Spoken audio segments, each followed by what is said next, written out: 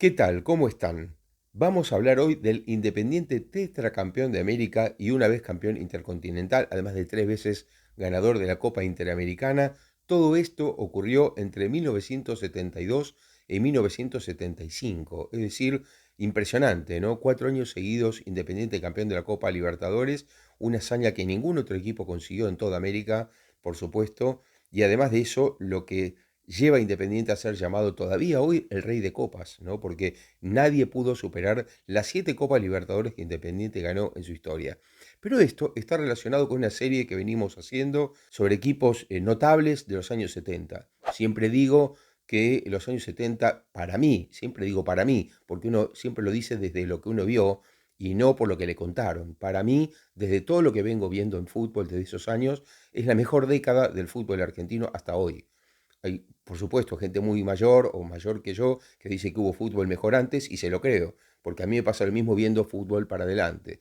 Pero desde mi opinión, los años 70 fueron los mejores y en esta serie, como les digo, hay otros equipos que ya, de los que ya hemos hablado y hablaremos de más, por supuesto, pero de los que ya hemos hablado pueden ustedes verlo aquí, en esta serie. ¿Sí? Pero bueno, ahora vamos a hablar de Independiente y vamos a decir, primero que todo, algo raro, seguramente para los que están empezando a ver y no conocen mucho de la historia de Independiente porque son muy jóvenes y que es lógico que pase. Les cuento que Independiente llegó, yo no quiero decir de casualidad, pero con una situación bastante fortuita a la Copa Libertadores de 1972. ¿Y por qué digo esto? Porque se jugó un torneo, la AFA cambió otra vez el formato, se jugó un torneo metropolitano en 1971 de 38 fechas. Esto era habitual en Argentina, que si ustedes lo piensan, es lo que pasa en Europa hoy. Es decir, en Europa hoy se juega un torneo de 20 equipos con 2 ruedas. Primero juegan de local y después de visitante los equipos contra los mismos rivales 2 veces, ¿no? Bueno, esto que parece normal en Europa, que todos los años es lo mismo, en Argentina también era así en esos años. En 1971 se jugó con ese formato, es decir, un torneo largo. Después había un torneo corto que era el llamado Nacional, en el que se integraban algunos equipos que no eran de Buenos Aires o alrededores, o se llama de otra manera también directamente afiliados a la AFA. Es decir, que entraban equipos por ligas del interior del país. Bueno, en el Metropolitano de 1971, el que fue puntero durante toda la primera rueda fue Chacarita Juniors. Uno dice, Chacarita, sí, pero en aquel tiempo Chacarita tenía un equipazo. Chacarita había sido campeón del Metropolitano del 69, había sido protagonista de todos esos campeonatos hasta el 71, y es más, fue invitado a la Copa Joan Gamper para jugar con el Barcelona. En ese momento había un cuadrangular, jugó contra el Bayern Múnich de Beckenbauer y le ganó al Bayern Múnich y llegó a una final con el Barcelona que perdió por un penal que para los propios hinchas del Barcelona no fue y estuvieron silbando al árbitro. Así que ese era el Chacarita que había ganado la primera rueda. Pero en la segunda se desinfla Chacarita, arremete Vélez Arfield, que también era otro gran equipo que en el 68 había salido campeón. Fíjense, Chacarita en el 69, Vélez en el 68. Bueno, Vélez llega a la última fecha como líder, como primero en la tabla. Independiente estaba segundo y dependía de que Vélez perdiera su partido frente a Huracán, algo que parecía difícil porque Vélez jugaba en el Fortín de Liniers, es decir, en su estadio, José Amalfitani, entonces parecía realmente difícil con el gran equipo que tenía Vélez. Y del otro lado, Independiente recibía la doble visera de cemento, como se llama el estadio de Independiente, a Gimnasia Esgrima La Plata, con Hugo Gatti en el arco, Gimnasia Esgrima La Plata. Bueno, la cuestión es que Independiente marca un gol a través de Eduardo Maglioni, que era su centro delantero, y por otro lado Vélez también iba ganando 1-0 su partido.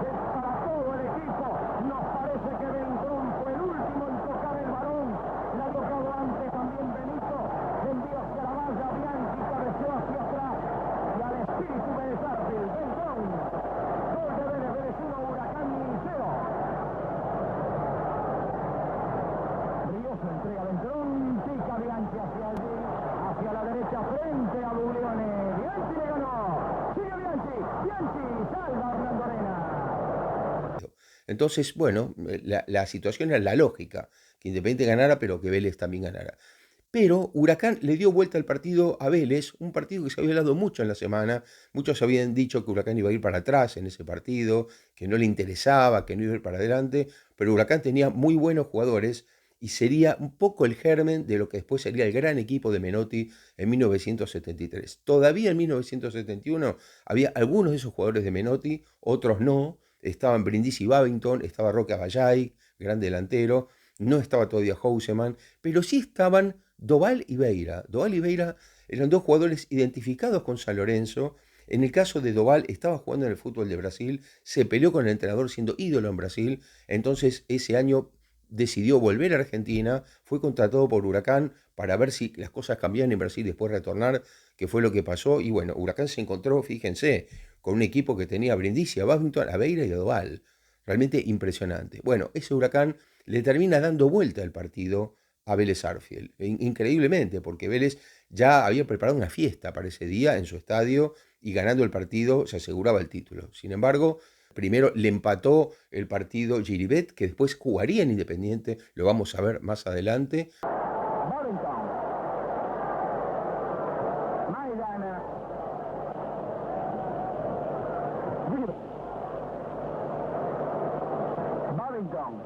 Maidana.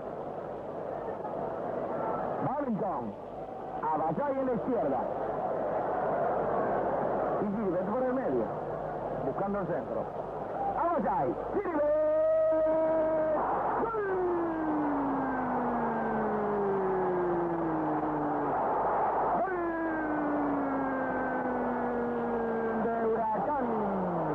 Y después Roca Bayay marcó el segundo gol definitivo, con los jugadores de Vélez tirados en el piso, llorando. Sigue llevando Doval. Abasay. Foul de Ferrari en otro sector, ley de ventaja. Gilbert, Abasay. Doval. Otra vez Doval. ¡Oh, no! Ley de ventaja, Abasay. ¡Gol! ¡Gol de Huracán! ¡Gol!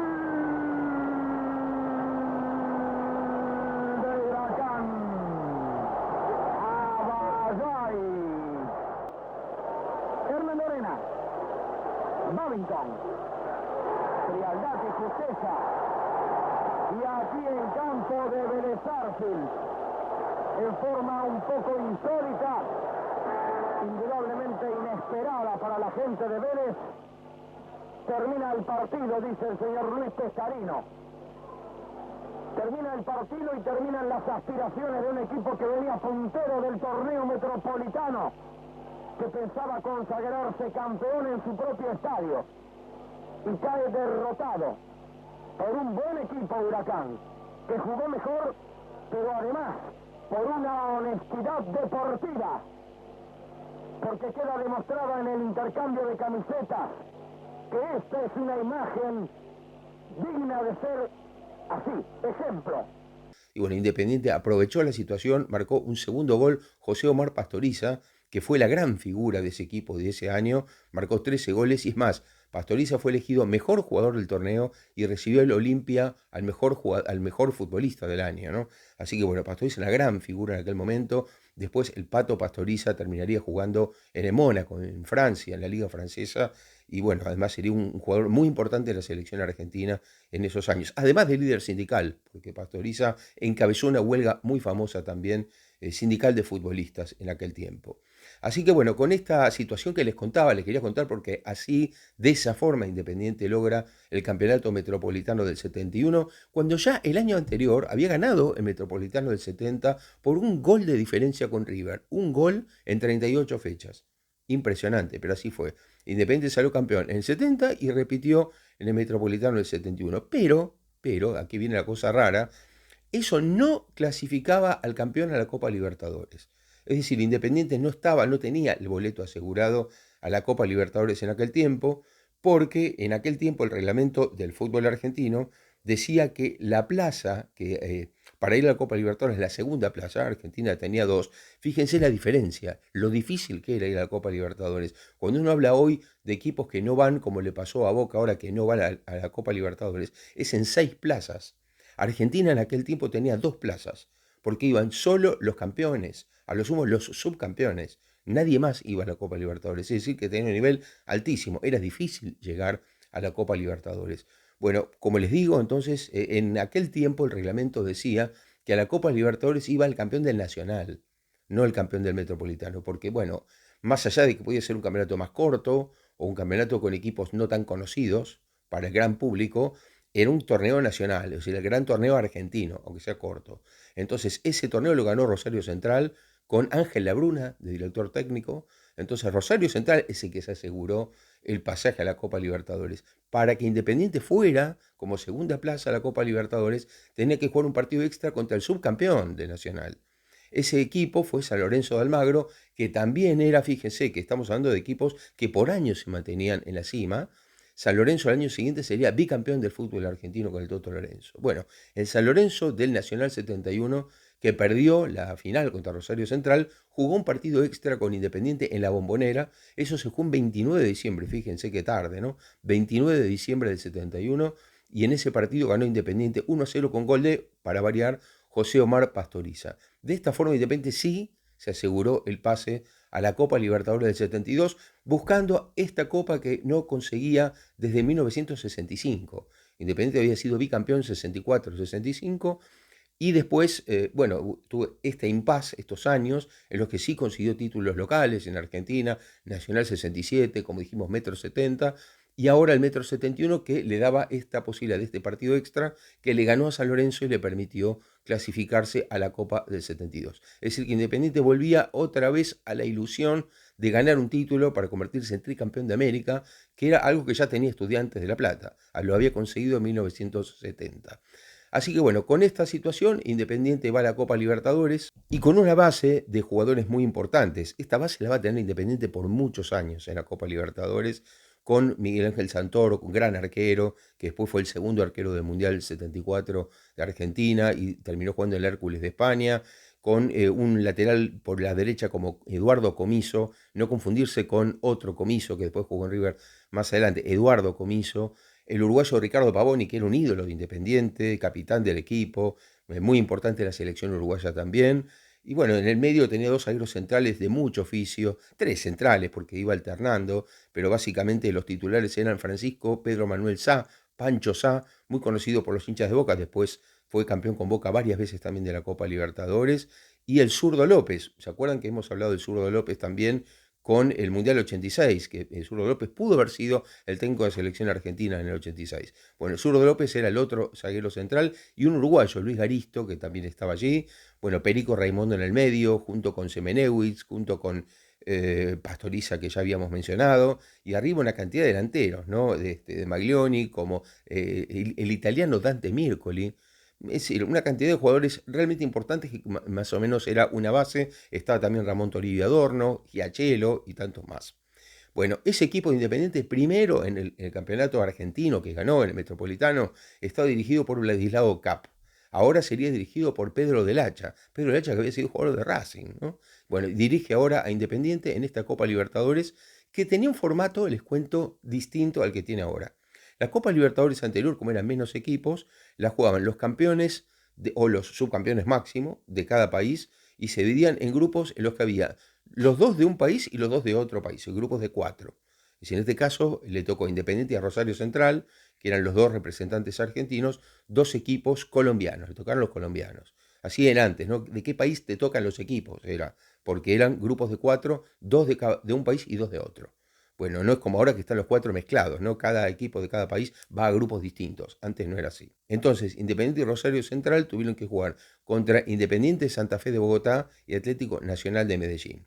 Bueno, le quiero contar que Independiente la pasó bastante bien en este grupo. Independiente ganó 4 de los 6 partidos por 2-0, los 3 de local y uno fuera, y empató los otros 2. O sea que ganó el grupo sin mucha dificultad. Y eso que Central es un equipo muy fuerte, ¿eh? Muy fuerte. Los colombianos todavía en esa época no eran lo fuerte que fueron más adelante, pero Central era muy complicado y solo pasaba uno. Fíjense también eso. La Copa Libertadores de hoy pasan 2 de 4. La Copa Libertadores de aquel tiempo pasaba 1 de 4. Había que ganar el grupo, no alcanzaba con ser segundo. Fíjense cuando hablo de esto, de la dificultad que tenía la Copa Libertadores anteriormente. Muy difícil. Llegar era salir primero o segundo del país. Y después, para pasar a la segunda fase, había que salir primero del grupo de cuatro. No alcanzaba ni con salir segundo. Había que salir primero del grupo. Bueno, Independiente ganó ese grupo, como les digo, con bastante tranquilidad. Y ahí entonces tuvo que ir a la semifinal. La semifinal también tenía otro formato. Ahí se pasaba directo a semifinal. Y eran dos grupos de 3 equipos. ¿sí? Como no eran tantos los equipos que participaban, claro, quedaban 6 en total. Entonces eran 3 de cada lado. Y los dos equipos del mismo país jugaban, por ejemplo, si el campeón de América era del mismo país, se integraba a jugar contra el clasificado de ese país, ¿no? Pues en este caso, Independiente, como el campeón anterior no era argentino, Independiente tuvo que jugar la segunda fase contra dos equipos extranjeros. Uno de ellos fue Barcelona de Guayaquil y el otro fue San Pablo de Brasil. Atención con este dato de San Pablo de Brasil porque va a tenerlo otra vez rival más adelante. Como ustedes ven, son equipos que marcaban época, no solamente en el nivel local, sino también en el nivel internacional. San Pablo va a ser protagonista de esta Copa Libertadores, Independiente por supuesto también, por eso estamos hablando de Independiente. Así que bueno, son los 3 equipos que van a jugar en semifinal. Es decir, este grupo de 3 daba un finalista de la Copa Libertadores. Bueno, Independiente saca un empate en Ecuador, pierde por un gol en San Pablo, pero gana los 2 partidos de local. Es decir, como vemos, un Independiente muy fuerte en Avellaneda, ¿no? Un Independiente que ganaba prácticamente todos los partidos de local y sacaba ahí mucha distancia a los demás. Bueno, este Independiente va a llegar entonces a la final, bueno, ahí se genera una gran expectativa y le va a tocar a doble partido. Estas finales se jugaban como hasta hace poco, se jugaban en este formato también de la Copa Libertadores, ¿no? La Conmebol hace poco cambió a partido único, pero antes se jugaba a doble partido. También en aquel tiempo era así, se jugaba a doble partido y le va a tocar a Independiente un equipo durísimo. De los más duros también, que era Universitario de Perú. ¿Por qué digo tan duro Universitario de Perú? Porque si le doy los nombres de algunos de esos jugadores, muchos van a poderlos relacionar con otro hecho muy importante que ocurrió entre peruanos y argentinos en ese tiempo. Universitario de Perú tenía jugadores como Chumpitaz, como Oblitas, como Muñante, como Percy Rojas, como Teófilo Cubillas. Eran jugadores, en muchos casos, que habían estado en la Bombonera. Cachito Ramírez, ni hablar, muchos les sonará el nombre, Oswaldo Cachito Ramírez, ese que hizo los 2 goles en la Bombonera, con los que Argentina y Perú empataron 2-2 2 años antes, en 1969, y fue la única eliminación de Argentina de un mundial en la cancha. Argentina quedó eliminado en ese grupo por Perú, en ese partido, un equipo peruano brillante, tal vez el mejor de la historia de Perú. Eso les pido a los peruanos que están viendo este video que digan si es así, pero yo creo que sí, que es el mejor equipo peruano de la historia, así se lo considera, el equipo que en México 70 llegó hasta cuartos de final y fue eliminado por Brasil, que era el campeón, ¿no? El mejor equipo de la historia, se dice, ¿no? Le eliminó en un gran partido 4-2. Bueno, la base o muchos jugadores de ese equipo peruano estaban en el Universitario 2 años después, en el 71, y llegaron a la final contra Independiente.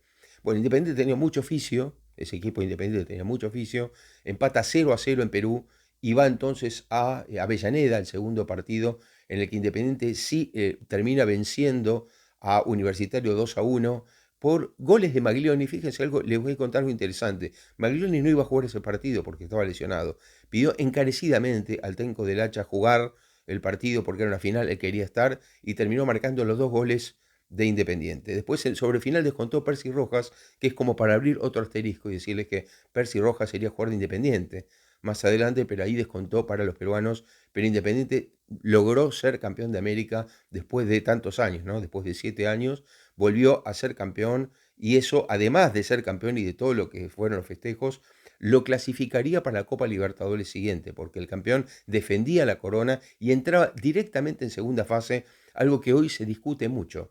Cuando se habla de Independiente y de los títulos, los hinchas de otros equipos dicen sí, pero Independiente entra directamente en la segunda fase, no tenía que jugar la fase de grupos después. Sí, es verdad, pero bueno, ese es el mérito de salir campeón. Es decir, el hecho de ser campeón le da el derecho a ir directamente a la segunda fase. Bueno, en 1972, Independiente entonces, frente a Universitario de Perú, gana la primera de las 4 copas seguidas que ganaría en la historia en los años 70. Así que vamos a ir ahora a lo que pasó en la Copa del 73.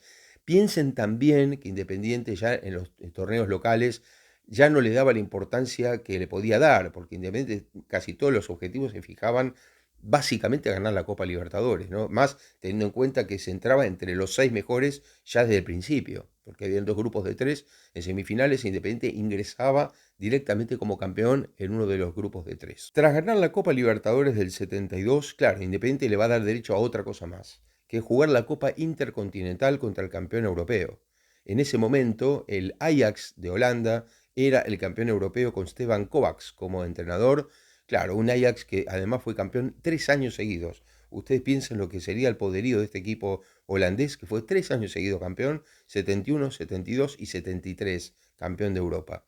Bueno, ese año 72 el Ajax iba por la segunda Copa de Europa y entonces fue el rival de Independiente. Era doble partido también, no se jugaba como se juega ahora, Mundial de Clubes, sino que en aquel tiempo se llamaba Copa Intercontinental y prácticamente se consideraba que el ganador era el campeón mundial, aunque no es del todo así porque los demás continentes no participaban. Pero era tan central el dominio de Europa y de Sudamérica que se organizaban partidos así de FIFA llamados Copa Intercontinental.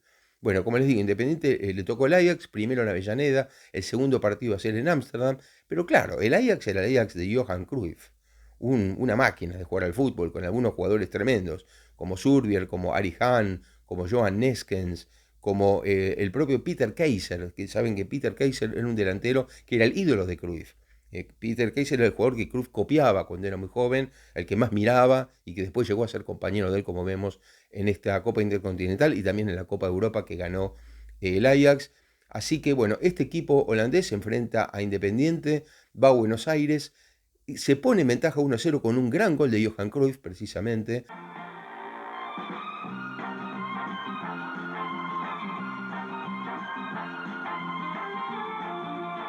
Los rojos Termina empatando Pancho Sap.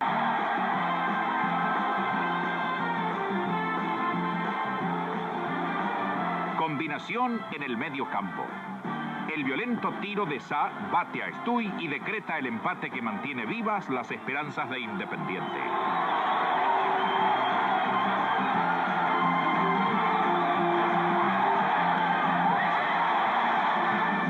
Pero, acá va a venir un hecho muy importante para el futuro, ya no solamente de Independiente y del Ajax, sino también del fútbol intercontinental en general. ¿Por qué? Porque una durísima falta, una durísima lesión que le produjo Dante Mircoli a Johan Cruyff. Esta lesión generó una cantidad enorme de comentarios, de especulaciones y de cosas sobre el futuro, porque muchos dicen que a partir de esto los equipos europeos no quisieron jugar más en Sudamérica, las copas intercontinentales, por la forma en que recibió la falta. Pero bueno, vamos a hablar más adelante cuando ocurra el partido siguiente, el año siguiente de Copa Intercontinental. Esta falta de Mircoli sería fundamental para todo este debate que se produciría después, porque bueno, salió lesionado Cruyff en este partido. La revancha, en cambio, en Holanda fue mucho más clara. Ganó el equipo del Ajax con bastante facilidad. Era un equipo muy fuerte, muy difícil. Con un gol de Niskens y 2 de Johnny Rep, otro jugador que no había mencionado antes, que también fíjense lo que era el Ajax, ¿no? Un poco la base de lo que fue la selección de Holanda de Alemania 74, que para muchos la Naranja Mecánica fue el mejor equipo de ese torneo. Bueno, el Ajax tenía cantidad de jugadores, no solamente de ese equipo, sino el que vino a Argentina 78 también. Bueno, ese equipo, como les digo, del Ajax le ganó 3-0 con claridad a Independiente, que entonces se quedó sin la chance en 1972 de ganar la Copa Intercontinental, que fue a parar a manos de los europeos. Pero bueno, vamos a pasar entonces ahora a la Copa Libertadores del 73. Independiente vuelve, como dijimos, como campeón de la Copa 72, vuelve al 73. La segunda fase, entonces, Independiente va a tener como rivales a San Lorenzo. ¿Se acuerdan que dijimos que los equipos del mismo país del campeón jugaban en el mismo grupo semifinal? San Lorenzo pasa en el grupo que le había tocado con los bolivianos, en ese caso, y con River Plate. Los bolivianos eran Oriente Petrolero y Jorge Wilstermann, y River por haber sido segundo. ¿Por qué digo esto? Porque San Lorenzo, ¿se acuerdan que les comenté que en el 72 ganó los dos torneos? Entonces pasó algo distinto a lo que había pasado con Rosario Central. En este caso, San Lorenzo ganó el Metropolitano y el Nacional. Entonces River terminó siendo el segundo del año y por eso acompañó a San Lorenzo en la fase de grupos. Pero pasaba un solo equipo de esos cuatro. Los dos equipos bolivianos, San Lorenzo y River. Pasó San Lorenzo y fue el rival de Independiente junto con Millonarios de Colombia. Un grupo bastante complicado contra el San Lorenzo del Toto Lorenzo, ¿no? Un equipo bicampeón del fútbol argentino. Aquí vamos a ver algo interesante. Va a empezar a sufrir Independiente. Es decir, así como ustedes se acuerdan que la Copa anterior había sido bastante más tranquila, bueno, esta semifinal no va a ser tan tranquila. ¿Por qué? Porque San Lorenzo va a sacar mejor resultado frente a Millonarios en los dos partidos que Independiente. San Lorenzo le ganó a los colombianos de local, pero logró empatar de visitante. Independiente le ganó a los colombianos de local, pero perdió de visitante. Entonces, ante esta situación, los dos partidos entre San Lorenzo e Independiente fueron realmente dramáticos. Se jugaban entre los dos el pase a la final de la Copa Libertadores. Un San Lorenzo que nunca había sido campeón y que después de ser bicampeón argentino era lógico que pensara en ganar la Copa Libertadores, y un Independiente que quería retener la Copa Libertadores y en lo posible ganar la cuarta Copa Libertadores de su historia, ¿no? Así que bueno, así fue que se enfrentaron San Lorenzo e Independiente, que si ustedes se acuerdan bien, se acuerdan, en el 71 Independiente fue a la Copa Libertadores por ganarle 1-0 a San Lorenzo a la Bombonera. Es decir, que se volvían a enfrentar muy poco tiempo después, otra vez en dos partidos decisivos. Bueno, San Lorenzo logra empatar 2-2 en la cancha de San Lorenzo, en el viejo gasómetro, y le quedaba el partido en Avellaneda. Ese partido, Independiente lo va a terminar ganando 1-0 y de esta forma logró otra vez llegar a una final seguida de Copa Libertadores. Es decir, sería la segunda final seguida esta vez y le iba a tocar como rival el Colo-Colo de Chile. Así como hablamos de Universitario de Perú, tenemos que hablar de Colo-Colo de Chile. Colo-Colo era otro equipo hegemónico en aquel momento, un equipo fuertísimo, con jugadores como Caselli, como Ahumada, como Vélez, como el arquero Neff, Adolfo Neff, que fue la base de la selección chilena que jugó el año siguiente el Mundial de Alemania 74. Fíjese que casi todos los equipos eran equipos que se mantenían arriba mucho tiempo, de un dominio grande, aunque sea o en su país, o con resultados importantes, o aportando a las selecciones nacionales, pero eran equipos fuertísimos, muy difíciles de enfrentar. Bueno, en este caso pasó que Independiente le tocó Colo-Colo con un aditamento muy importante, y es que le iba a tocar jugar en Chile, una de las finales, cuando Chile estaba por un momento de eclosión total. Se acercaba el golpe de Estado a Salvador Allende.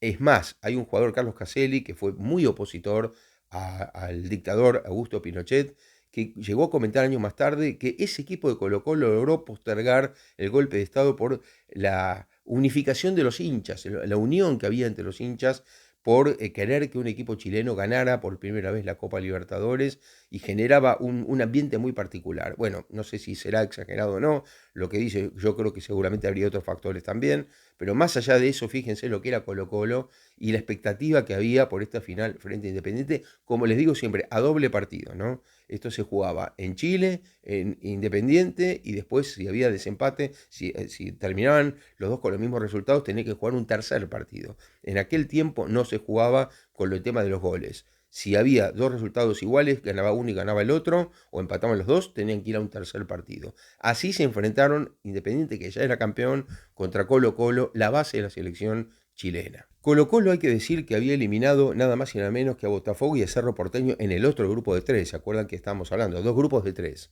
Independiente tocó con San Lorenzo y Millonarios de Colombia, Colo-Colo contra Botafogo y contra Cerro Porteño. Llegamos al momento de los partidos finales. El primer partido se va a jugar en la cancha de Independiente.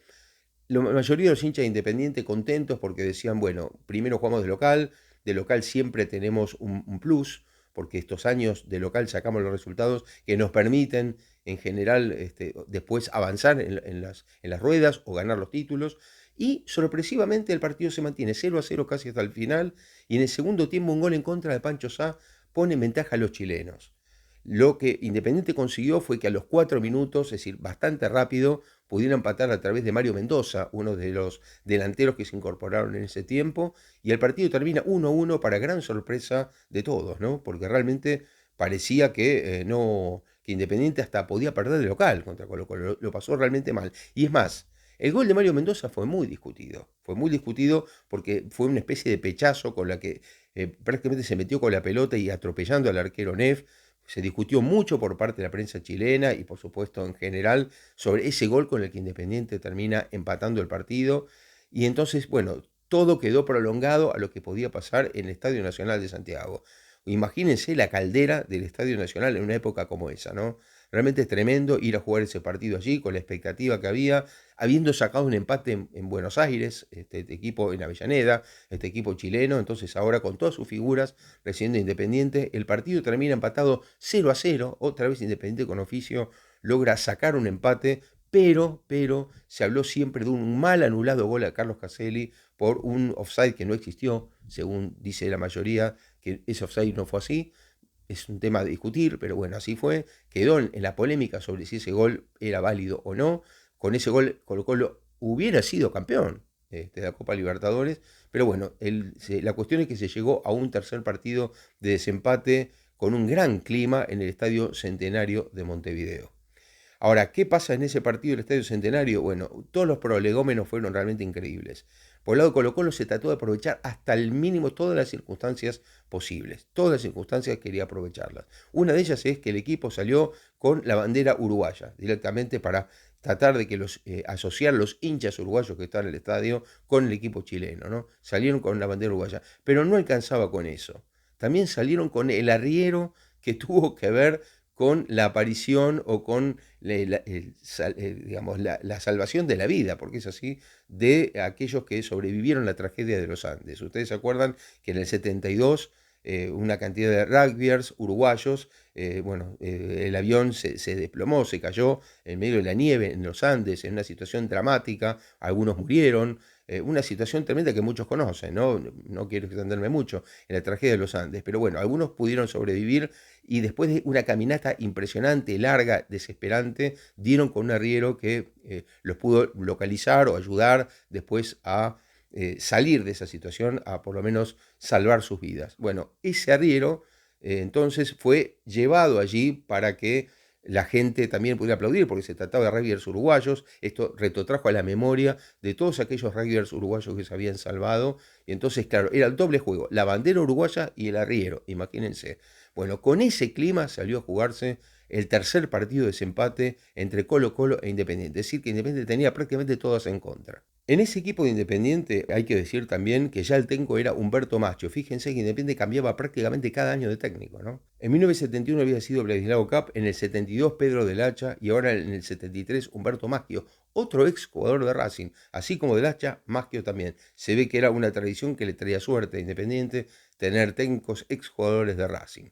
Bueno, en este partido, ¿qué va a pasar? Que se va a poner en ventaja Independiente con un gol de Mario Mendoza, el mismo que había marcado el gol en Avellaneda.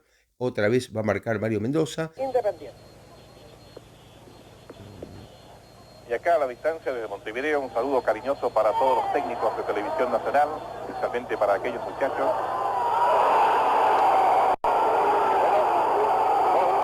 Pero va a empatar Carlos Caselli con un gol de Boquillada, todo esto que les cuento en el primer tiempo. Son la mejor inversión. Bueno, Caselli, vamos Caselli. ¡Gol! ¡Gol de Caselli! En el segundo tiempo, al principio del segundo tiempo, se va a ir expulsado Herrera en el equipo chileno, que resistió con 10 y aún así pudo aguantar hasta el final y el partido terminó empatado, o sea que tuvieron que ir a 30 minutos más de alargue, porque Colo-Colo le planteó tanta fuerza, le hizo tanta fuerza Independiente, que ni siquiera 10 contra 11 los rojos pudieron ganar. Así que tuvieron que ir a un desempate en ese partido en el Centenario de Montevideo. En aquel partido también hay que decir que hubo algunas modificaciones que ya tenía Independiente en el plantel. Por ejemplo, la participación de jugadores como Galván o Daniel Bertoni.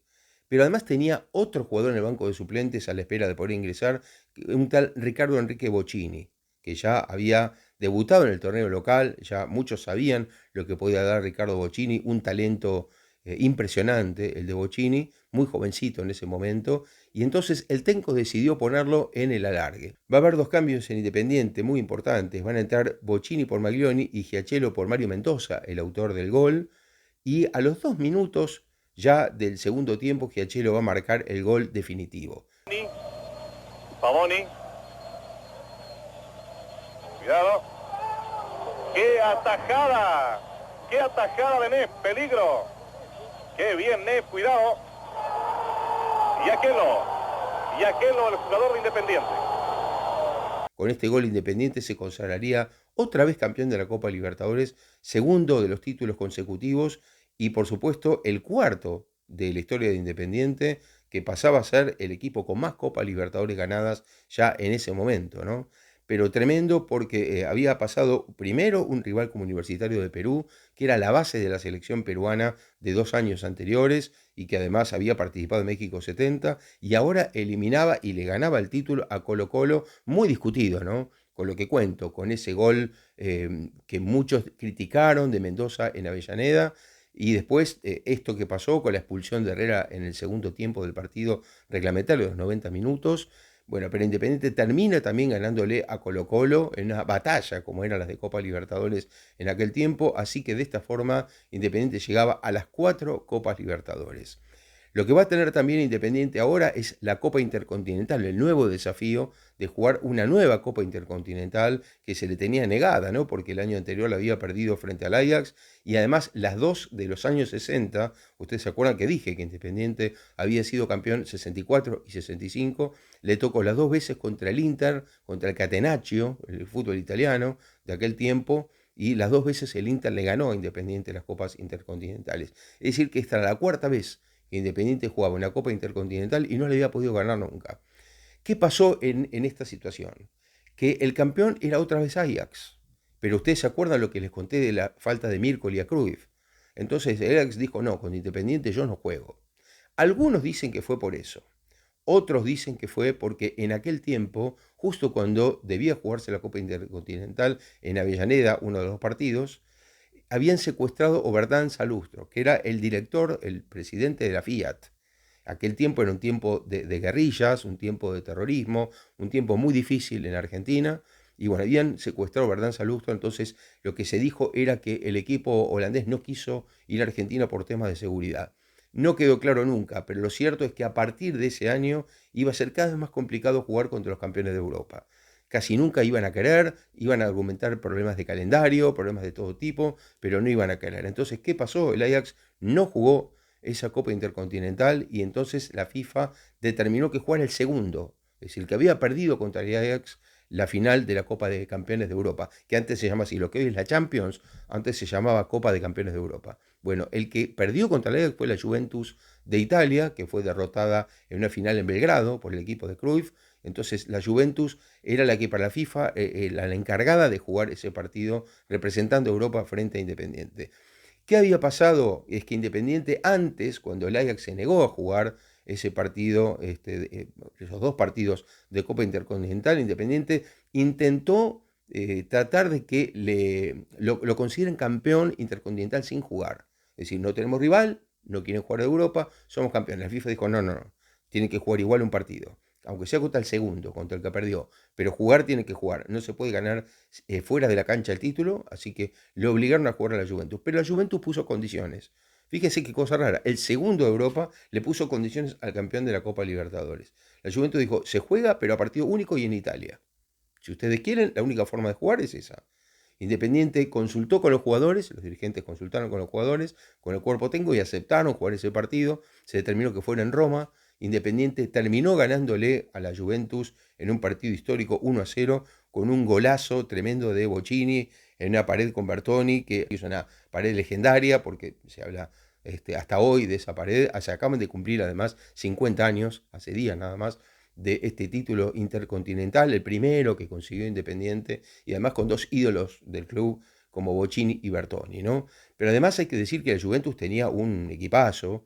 Es decir, perdió porque le tocó el Ajax de Cruyff en la final, pero estamos hablando de un equipo que sería la base. Fíjense, cada vez que hablamos de equipos, nombramos como bases de selecciones nacionales que después participaron en mundiales o en torneos muy importantes, ¿no? La Juventus era también buena base de la selección italiana que enfrentaría a Argentina al año siguiente en el Mundial de Alemania 74.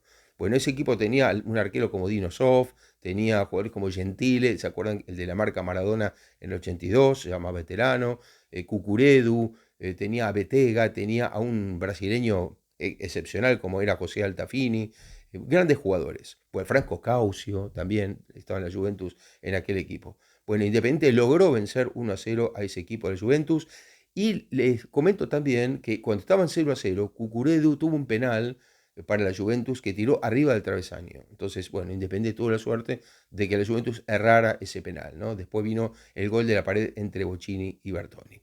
Así que Independiente por fin conseguiría ser campeón de América y campeón intercontinental ese mismo año. Bueno, acá lo dejamos, vamos a seguir con esto porque, como les dije, fueron 4 Copas Libertadores, llegó una quinta semifinal también, así que en un segundo video vamos a seguir hablando de esto. Por ahora acá lo dejamos, le pido como siempre que pongan me gusta acá abajo, que nos compartan y no olviden suscribirse. Hasta luego.